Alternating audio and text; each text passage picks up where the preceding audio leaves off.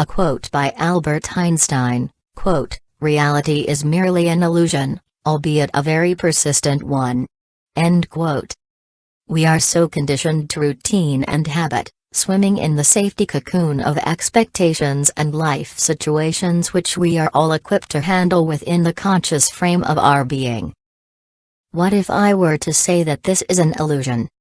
Well, so many writers who came before me have said that, and so many who will come after me would say that too.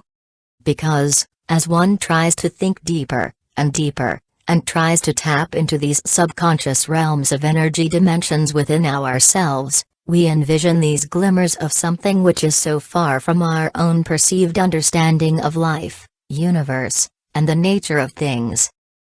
What you are reading on your computer or mobile phone or tablet is an article written by me.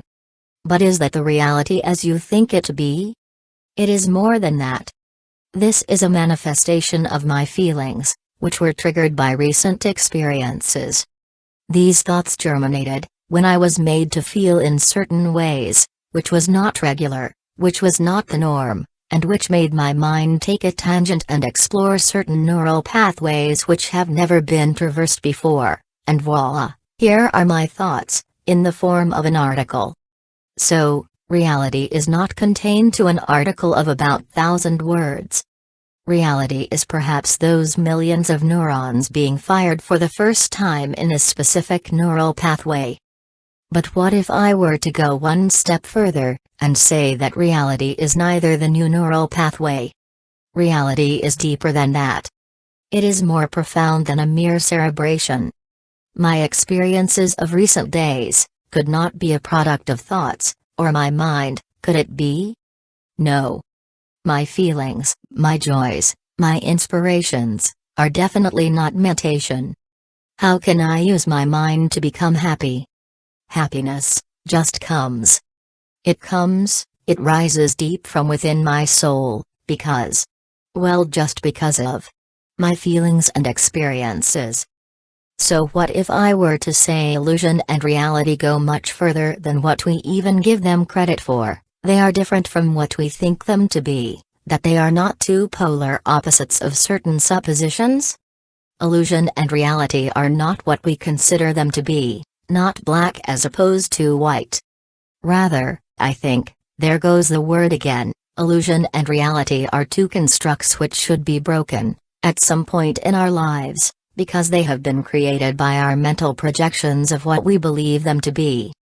This article is definitely not the reality that you think it is to be. Like I said earlier, this article could be a collection of thoughts which are produced here because certain neurons fired for the first time in a certain neural pathway, which again was because of a fresh new, never before felt experience I felt. And this is the reality, as much as I can trace it back. But when I try to trace it back further, this pales too.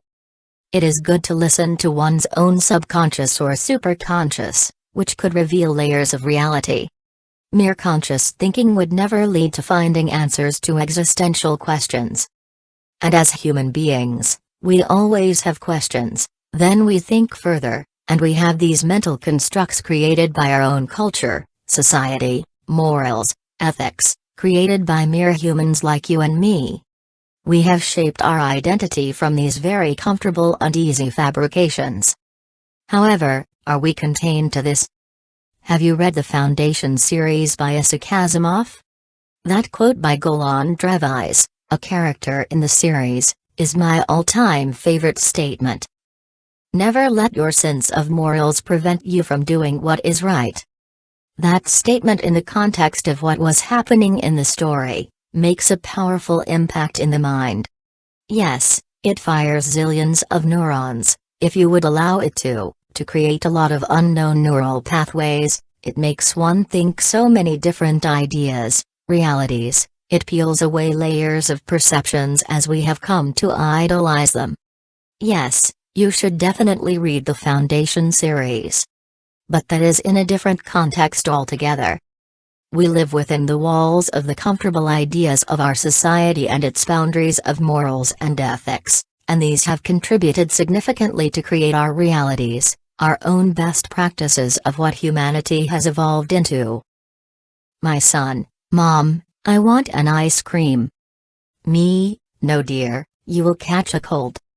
My husband, who is a pulmonologist: in none of my MD books or papers did I ever come across that you get a common cold by eating an ice cream. Me: Oh? Then what? My husband: By a virus. Me: Yes, I know. I know. I know. But you see, he always catches a cold when he eats an ice cream. My husband: Then he has to eat an apple, which would boost his immunity, and then continue to eat an ice cream. So, the reality is: does ice cream give you a cold? Does an apple drive away a cold? Is your immunity lower? Are the ice creams made of unpasteurized milk? Is there enough stress in the world that our immunity is getting lower overall? Oh sigh. This continues. Probabilities extending into conclusions and generalizations, thus creating a vast labyrinth of X-dimensional reality as we believe it to be. Break these thought patterns. Explore the unexplored. Tap into those realms of your own persona. See, I am not using words like mind, brain, heart, whatever. I leave it to you to figure out your reality. Break your illusions, discover your realities, and experience those experiences that are vital for your existence. Experience and feelings are very important markers for delving further into uncharted realms of our own infinite dimensions. Embrace the new. They are gifts, they are blessings. Discover yourself, every day anew, see the richness of the beauty of the self in these. Be in the present moment, in all its dimensions. Take the first step, to understand the here and now. Meditate a few minutes every day. Meditate a few hours, every day. Perhaps, it could help you unlock deeper layers of consciousness, deeper layers of realities, maybe help in breaking free from the superficial. And perhaps beyond all these different levels of consciousness, one may discover something so still, so profound, that defies words, meanings, and explanations. Or perhaps there wouldn't be anything left to discover, like the core of a seed. Oh, well, surprise me, my higher self. In recent times, my regular practice of heartfulness meditation has created a lot of different perspectives for me in life, has helped me in creating a sense of cheerful acceptance, allowed me to be patient, be still, and delve deeper into that, which would give me an awareness and understanding of things, which is more real, more profound, than before.